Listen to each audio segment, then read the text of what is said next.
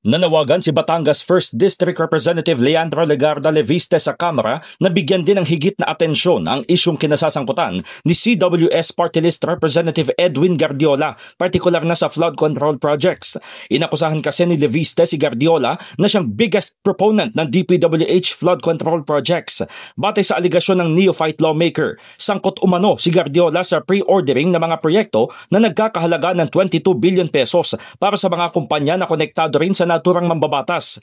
Para kay Leviste, dapat ay ganun din ang kooperasyon ng Kamara sa isyu kay Gardiola kung paano tinutukan si dating Congressman Elizalde Co.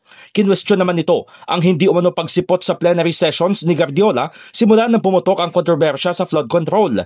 Bukod sa House leadership, umaapela si Leviste sa Independent Commission for Infrastructure o ICI na imbestigahan din ang mga kontrata na pinasok di umano ni Gardiola.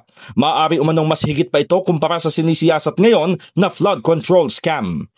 Congressman Gardiola is very wealthy and well-connected. Pinagmamalaki niya na malapit siya sa kanyang ninong, former DPWH Secretary Manny Bonoan. It seems like a fair ballpark to say that over 100 billion of projects, just based on that logic, were awarded to companies under the supervision of Congressman Gardiola.